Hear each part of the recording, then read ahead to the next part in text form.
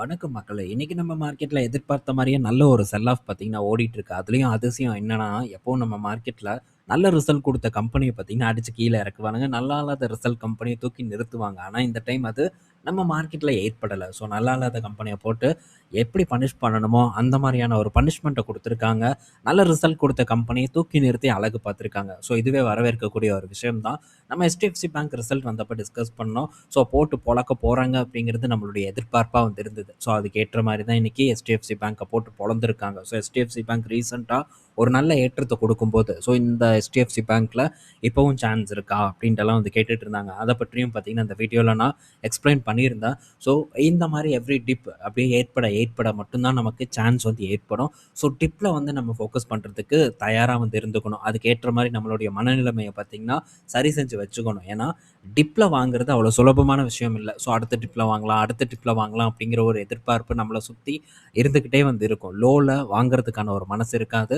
அப்பதான் பல வகையான விஷயங்கள், பல வகையான சிந்தனைகள் நம்ம மனசுக்குள்ள ஓடும். என்ன ஓடும்? ஸோ இன்னும் இது வந்து இறங்குமோ? இன்னும் பிரஷர் பில்ட் ஆகுமோ? ஸோ இன்னும் கொஞ்சம் டிப் போகட்டும். அதுக்கப்புறம் நம்ம அழகா நல்ல ஒரு லோ பிரைஸ்ல வாங்கிக்கலாம். ஸோ இது எங்க பெர்ஃபார்ம் பண்ணவா போது? வெயிட் பண்ணலாம். எங்க போயிற போது? இப்படியெல்லாம் பல சிந்தனைகள் வந்து ஓடலாம். ஆனா எப்பவுமே நம்ம அந்த மாரியான நேரத்துல தான் பெருசா சிந்திக்காம டக்குன்னு முடிவெடுக்கிறதுக்கு ட்ரை பண்ணணும். என்னைக்கு வந்து ஒரு ஏற்றம் ஏற்படுதோ, அன்னைக்கு இந்த மாரியான சிந்தனைகள நம்ம கொண்டு வரணும். ஆனா, மாற என்ன நம்ம பண்ணுவோம்? ஸோ ஏறும்போது, இது அவ்வளதான். இதுக்கப்புறம் நம்ம விட்டோம்னா இது கிடைக்கவே கிடைக்காதுன்ட்டு அடிச்சு புடிச்சு ஓடி போய் நம்ம வாங்குவோம். அப்படி வாங்குறது டெஃபினட்டா ஒரு தவறான ஒரு முடிவா அமையதுக்கான வாய்ப்புகள் தான் ரொம்ப வந்து அதிகமா இருக்குங்கிறதுல மாற்று கருத்தே இல்ல. ஸோ நான் பல போர்ட்ஃபோலியோஸ் பார்த்துருக்கேன். ஸோ பலரும் பார்த்தீங்கன்னா, பல நல்ல நிறுவனங்கள பீக்ல வாங்கியிருக்காங்க. ஸோ அப்படி பீக்ல வாங்குறது மூலியமா என்ன ஃபைனலா அவங்களுக்கு ரிசல்ட் கிடைக்கும்னு பார்த்தா, வருடக்கணக்குல ரிட்டர்னே இருக்காது. ஸோ வருடக்கணக்குல ரிட்டர்ன் இல்லாம என்ன பண்றது அப்படிங்கிற ஒரு ஃப்ரஸ்ட்ரேஷனுக்குள்ள அவங்க நுழைஞ்சிடுறாங்க. ஸோ இந்த ஃப்ரஸ்ட்ரேஷன் நமக்கு ஏற்படக்கூடாது அப்படின்னா, கண்டிப்பா நம்ம நல்ல ஒரு இடத்துல வாங்கணும் அப்படிங்கிறத மட்டும் மைண்ட்ல வச்சுக்கோங்க. ஸோ இன்னைக்கு பயங்கரமான ஒரு செல் ஆஃப் வெறும் HDFC பேங்க் மட்டும் இல்ல. HDFC பேங்க் கிட்டத்தட்ட 5% இறங்கியிருக்கு. ஸோ அதில மாற்று கருத்து இல்ல. ஸோ ஃபர்தரா டிப் ஆனாலும் நம்மள பொறுத்தவரைக்கும் ஒரு நல்ல சான்ஸ் தான் இந்த HDFC பேங்க்க பொறுத்தவரைக்கும். அண்டு ஸோ இந்த ஆக்சிஸ் பேங்க் இன்னைக்கு டேல போட்டு கொளுத்தி எடுத்திருக்காங்க. ஸோ ஆக்சிஸ் பேங்க் 5% மேலான ஒரு இறக்கத்த இப்ப வரைக்கும் வந்து டெலிவர் பண்ணிட்டு இருக்கு. ஸோ 5.5% வரைக்கான சரிவு ஆக்சிஸ் பேங்க்ல நடந்திருக்கு. ஸோ ஃபர்தரா இந்த இடத்துல டிப் நடக்கணும். ஸோ இன்னும் நல்ல ஒரு அண்டர் வேல்யூட் பொசிஷனுக்கு போனா மட்டும் தான் ஆக்சிஸ் பேங்க்ல ஏதாச்சும் ஒரு சான்ஸ் வந்து நமக்கு ஏற்படுமே தவிர, அதர்வைஸ் நமக்கு இந்த இடத்துல சான்ஸ் வருவதற்கான வாய்ப்பு ரொம்ப கம்மி. அடுத்தது ஸோ கோடாக் பேங்க்கையும் இன்னைக்கு விட்டு வைக்கல. ஸோ கோடாக் பேங்க் கிட்டத்தட்ட 2, 3% வரைக்கான கரண்ட்டா ஒரு 2.25% வரைக்கான சரிவு கோடக் பேங்க்லயும் வந்து ஏற்பட்டிருக்கு. ஸோ தர்மாடி இந்த 3 பேங்க்ஸும் வாங்கியிருக்கு. பிரைவேட் பேங்க் இண்டெக்ஸ் அப்படின்னு பார்க்கும்போது இன்னைக்கு டேல 2.25% வரைக்கான சரிவை வந்து சந்திச்சிருக்கு. அதுக்கு முக்கிய காரணமா இந்த 3 பெரிய வங்கிகளும் இருக்குங்கிறதுல மாற்று கருத்து இல்ல. ஆனா இன்னொரு பக்கம் பார்க்கும்போது PSU பேங்க்ஸ் சூப்பரான பெர்ஃபார்மன்ஸ குடுத்துட்டு இருக்கு. பஞ்சாப் நேஷனல் பேங்க்லாம் 4%க்கு மேலான ஏற்றம். கனரா பேங்க் ஒரு 2, 3% வரைக்கான ஏற்றம். யூனியன் பேங்க் 4% ஏறி இருக்கு. எல்லா PSU பேங்க்ஸும் இன்னைக்கு டேல பெட்டர் பெர்ஃபார்மன்ஸ போஸ்ட் பண்ணியிருக்கு. PNB ரிசல்ட்ட நம்ம பார்த்தோம். நல்ல ரிசல்ட்ட தான் போஸ்ட் பண்ணியிருந்தாங்க. குவார்டர் ஆன் குவார்டர் பார்க்கும்போது கொஞ்சம் ஒரு ஃப்ளாட்டான ஒரு இம்ப்ரூவ்மெண்ட்ட காமிச்சிருந்தாலும் கூட, ஸோ பிரைவேட் பேங்க் கூட கம்பேர் பண்ணும்போது ஓரளவு பெட்டரான பெர்ஃபார்மன்ஸ காட்டுன ஒரு காரணத்தினால, PSU பேங்க்ஸ் பார்த்தீங்கன்னா, இன்னைக்கு நம்ம மார்க்கெட்ல தூக்கி வச்சு அழகு பார்க்கப்படுது.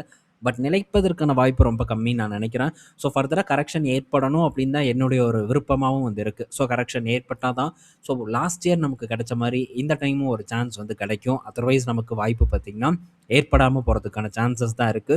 ஸோ வெயிட் பண்ணி தொடர்ந்து வந்து நம்ம ட்ராக் பண்ணுவோம்.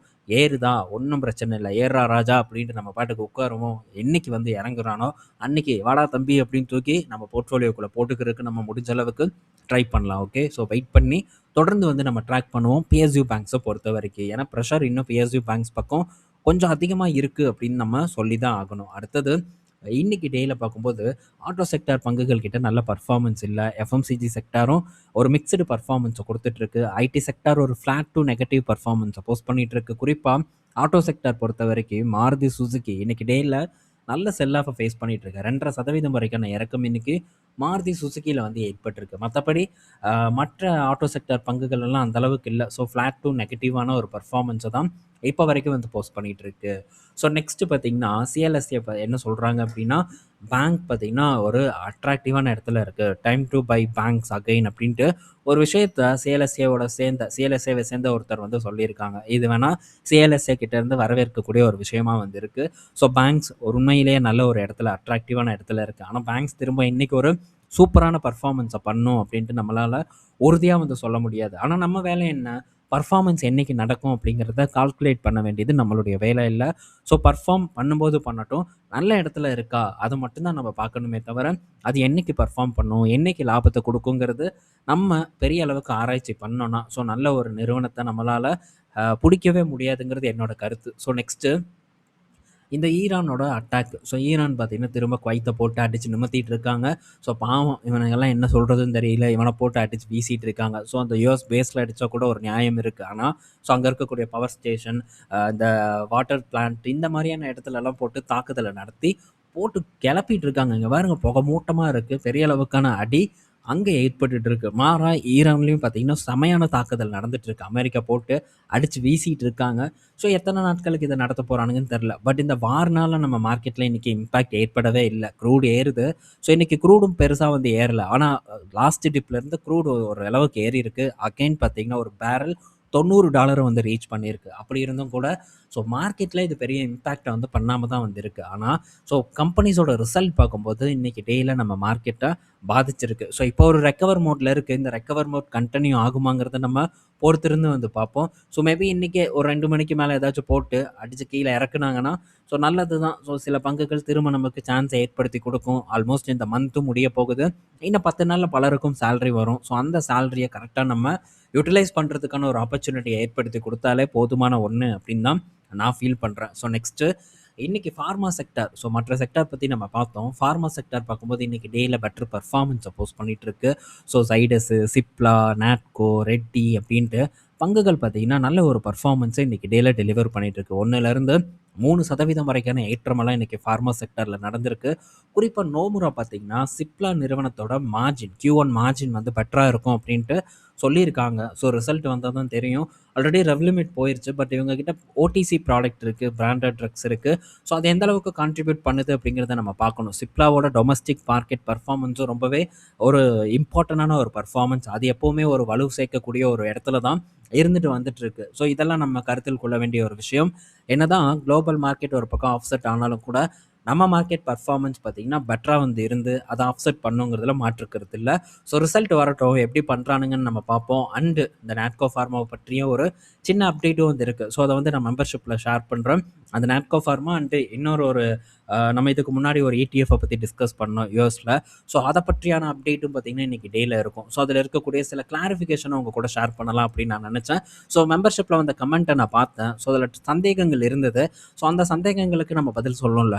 ஏன்னா அது நான் டிஸ்கஸ் பண்ணது. ஸோ டெஃபினட்டாக அதுக்கான சந்தேகங்களை பார்த்தீங்கன்னா உங்கள் கூட நான் ஷேர் பண்ணுறேன். ஸோ அப்போ கண்டிப்பாக உங்களுக்கு ஒரு புரிதல் ஏற்படும். ஸோ நெக்ஸ்ட்டு டாடா மோட்டார்ஸ் கிட்ட இருந்து ஒரு அப்டேட் வந்திருக்கு. ஸோ டாடா மோட்டார்ஸ் பார்த்தீங்கன்னா அவங்களுடைய நெக்ஸானை சவுத் ஆஃப்ரிக்காவுக்கு வந்து கொண்டு போகிறாங்க. ஆஸ்ப்ரே அப்படிங்கிற ஒரு பேரில் இந்த டாடா நெக்ஸான் பார்த்தீங்கன்னா அங்கே களமிறங்க போகுது. ஸோ இது ஒரு பெரிய விஷயம். ஸோ இங்கே ஆல்ரெடி பார்த்தீங்கன்னா டாப் செல்லிங் காராக இருக்கக்கூடிய ஒரு கார் தான் இந்த டாடா நெக்ஸானு. இந்த டாடா நெக்ஸானை பார்க்கும்போது சவுத் ஆஃப்ரிக்காவில் இறக்குறாங்க. ஸோ இது மேபி அவங்களுடைய சேல்ஸை சவுத் ஆஃப்ரிக்காவில் பூஸ்ட் பண்ணுமாங்கிறத நம்ம பொறுத்திருந்து வந்து பார்ப்போம். ஸோ இந்த டாடா நெக்ஸான் அருமையான ஒரு மாடல், நல்ல டிசைனில் இருக்கக்கூடியது, ஒரு வெற்றியை தேடி கொடுத்ததுன்னா மகிழ்ச்சி அப்படின்னு நம்ம சொல்லலாம். ஸோ நம் நாட்டு நிறுவனங்களும் குளோபல் நிறுவனங்களாக மாறணும் அப்படிங்கிறது என்னுடைய ஒரு கனவாகவே வந்திருக்கு, என்னுடைய ஆசையாகவும் வந்திருக்கு. ஸோ மகேந்திரா ஆல்சோ பார்த்திங்கன்னா இந்த வேலையை பண்ணிகிட்டு இருக்காங்க, டாட்டாவும் வந்து பண்ணுறாங்க. ஸோ ரொம்ப வரவேற்கக்கூடிய ஒரு விஷயமாக தான் நான் பார்க்குறேன். நல்ல ஒரு குளோபல் நிறுவனமாக மாறணும் நம் நாட்டு கார் நிறுவனங்கள் அப்படின்னு தான் நான் எக்ஸ்பெக்ட் பண்ணுறேன். ஆனால் இன்னொரு பக்கம் சைனாலாம் பார்த்திங்கன்னா மற்ற நாட்டில் இருக்கக்கூடிய ஜெர்மனி, இட்டாலி, அதுக்கப்புறம் யுஎஸ் போன்ற ஜப்பான் போன்ற கார் மார்க்கெட்டுக்கான தலைநகரங்களே போட்டு ஆட்டி வச்சுட்டு இருக்கானுங்க. அந்த அளவுக்கு பார்த்திங்கன்னா மாதம் கார் இறக்குறாங்க. ஸோ அங்கே 20 லட்ச ரூபாய்க்கு, நம்ம ஊர் காசு 20 லட்ச ரூபாய்க்கு அத்தனை ஃபீச்சர்ஸை வாரி வழங்குறானுங்க. நம்ம ஊரில் 20 லட்ச ரூபாய்க்கு குப்பையாட்ட ஒரு காரை வாங்கி ஓட்டணும். இதுதான் நம்ம நிலைமையாக இருக்குது. ஸோ நம் நாட்டு நிறுவனங்கள் நல்ல ஒரு லாப வளர்ச்சியில் இருப்பதற்கான மெயின் ரீசனும் இதுவாக தான் வந்திருக்கு. ஆனால் ஸோ சைனாவோட ஸ்ட்ராட்டஜி அப்படியே பார்த்திங்கன்னா கம்ப்ளீட்டாக மாறுது. ஸோ எப்படி வந்து இந்த மொபைல் ஃபோனில் ஃபஸ்ட்டு கம்மியாக கொடுத்து சந்தைகளை ஆக்கிரமித்தாங்களோ அதே ஒரு ஸ்ட்ராட்டஜி தான் இப்போ ஆட்டோமொபைல்லையும் அவங்க கொண்டு வந்திருக்காங்க. ஸோ இதுவும் உங்களுக்கு லாங் டர்ம்ல வெற்றிய குடுக்கும் அப்படின்னு நம்ம டெஃபினட்டா எதிர்பார்க்கலாம். ஸோ சைனா ஆட்டோமேக்கர்ஸ் பார்க்கும்போது ரொம்பவே இப்போ ஹாட்டா குளோபலா பேசக்கூடிய ஒரு ஆட்டோமேக்கர்ஸா இருக்காங்க. யுஎஸ்ஸ தவிர மிச்ச எல்லா கண்ட்ரீஸ்லயுமே அவங்களுடைய வளர்ச்சி ரொம்பவே அசுரத்தனமா வந்து இருக்கு. அவங்க கூட போட்டி போடுறது குளோபல்ல ரொம்பவே வந்து கஷ்டம். ஸோ அந்த அளவுக்கு காஸ்ட்ட வந்து கரெக்ட்டா வந்து குடுக்குறாங்க. அது ஒரு மெயின் ரீசனா வந்து இப்போ பார்க்கப்படுது. ஸோ தொடர்ந்து நம்ம பார்ப்போம் இந்த மாரியான இன்ட்ரஸ்டிங்கான அப்டேட்ஸ் எல்லாம். ஸோ அடுத்தது பேடிஎம் கிட்ட இருந்து அப்டேட் வந்திருக்கு. ஸோ பேடிஎம்மோட Q1 ரிசல்ட் இருக்கு போல. ஸோ இப்போ பேடிஎம் பார்த்தீங்கன்னா, போனஸ் இஷ்யூ பண்ண போறதா ஒரு அப்டேட் வேற வந்து குடுத்துருக்காங்க. ஸோ பேடிஎம்லாம் நம்ம பெருசா வந்து ஃபோக்கஸ் பண்ணக்கூடிய ஒரு நிறுவனமே வந்து கிடையாது. லாஸ்ட்டா வந்து நம்ம ஒரு நிறுவனத்த டிஸ்கஸ் பண்ணோம். பைன் லேப்ன்னு நான் நெனைக்கிறேன். ஸோ அந்த பைன் லேப் டிஸ்கஸ் பண்ணும்போது, பேடிஎம் என்ன பண்றாங்க அப்படிங்கிறத நம்ம பார்த்துருந்தோம். ஸோ பைன் லேப்க்கு எப்படி போட்டி குடுப்பாங்க அப்படின்ட்டு.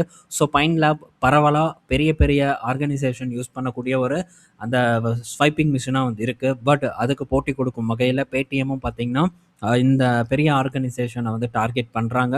ஸோ டெஃபினட்டா ஒரு பெரிய காம்படிஷன பேடிஎம் ஏற்படுத்துவாங்கங்கிறதுல மாற்று கருத்து இல்ல. ஆனா, நம்ம போய் இந்த மாரி பைன் லேப், பேடிஎம் போன்ற இடத்துலலாம் ஒரு ஆப்பர்ச்சுனிட்டிய எதிர்பார்ப்பது அந்த அளவுக்கு சரியில்ல. ஏன்னா, இப்போதைக்கு நெறைய சான்ஸ் இருக்கு. அது பக்கம் நம்ம கான்சன்ட்ரேட் பண்றது சரியா இருக்கும் தான் நான் வந்து நெனைக்கிறேன். ஸோ நெக்ஸ்ட்டு இமாமி அக்ரோடெக் கிட்ட இருந்து அப்டேட் வந்திருக்கு.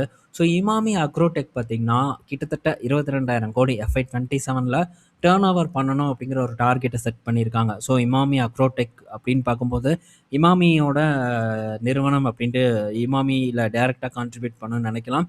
பட் அப்படியெல்லாம் பண்றது கிடையாது. ஸோ இமாமி அக்ரோடெக் ஒரு தனி நான் லிஸ்டட் கம்பெனி. ஸோ ஆனா இமாமி குரூப்போடது தான். ஸோ அதுக்கும் இதுக்கும் எந்த விதமான தொடர்பும் இல்ல. ஸோ குறிப்பா இவங்க பார்த்தீங்கன்னா, இந்த ஆயில்ல வந்து ஸோ இந்த எடிபிள் ஆயில்ல வந்து கான்சன்ட்ரேட் பண்ணக்கூடிய நிறுவனம். பட் இந்த எடிபிள் ஆயில பொறுத்தவரைக்கு ஸோ அந்த அளவுக்கு வந்து அவங்களுக்கு ஒரு மார்ஜின் கிடைக்கிறது இல்ல. இதுதான் ஒரு மெயின் கன்சர்னா வந்து பார்க்கப்படுது. இந்த AWL அதாவது இந்த அதானி, வில்மார் ஸோ இந்த மாதிரியான நிறுவனங்கள்ல மார்ஜின் ஒரு பெரிய கன்சர்னா இருக்கு. ஸோ அது இன்னும் நம்ம டீப்பா வந்து ரிசர்ச் பண்ணணும். ஸோ அவங்களுடைய குரோத் இருக்கணும்னா எந்த அளவுக்கு பாசிபிள்னு பார்க்கணும். ஏன்னா இந்த சன்ஃப்ளவர் ஆயில், பாம் ஆயில் போன்றதெல்லாம் ஃபாரின்ல இருந்து எக்ஸ்போர்ட் அதாவது இம்போர்ட் பண்ணக்கூடியது. ஸோ இந்த இது பார்த்தீங்கன்னா ஒரு ஏற்ற இறக்கங்களுக்கு உட்பட்டது. ஸோ இதனால ஒரு மார்ஜின் இம்பேக்ட் இன்னும் கொஞ்சம் கூடுதலாவே கூட ஏற்படுவதற்கான வாய்ப்பு இருக்கு. ஸோ அத நம்ம ரிசர்ச் பண்ணும்போது ரொம்ப வந்து உன்னிப்பா நம்ம ரிசர்ச் பண்ணணும். இல்லன்னா நம்ம மாட்றதுக்கான வாய்ப்பு இருக்கு. அப்புறம் நமக்கு எந்த விதமான ஹோப்பும் கிடைக்காம போறதுக்கான வாய்ப்பு இருக்கு. ஸோ அதனால டைம் எடுத்து டீப்பா வந்து நம்ம பார்க்கறதுக்கு பார்ப்போம். ஸ்டடி பண்றதுக்கு பார்ப்போம். ஓகேன்னா ஓகே, இல்லன்னா இல்ல அப்படின்ட்டு கிளம்புறத தவிர வேற வழி இங்க இல்ல அப்படிங்கிறத நம்ம சொல்லிக்கலாம். ஸோ இந்த வீடியோல நம்ம பல இன்ஃபர்மேஷன பார்த்திருப்போம். பயனுள்ளதா இருக்கும்னு நான் நினைக்கிறேன். ஈவினிங் நம்ம இன்னொரு வீடியோல மீட் பண்ணுவோம். பாய் மக்களே!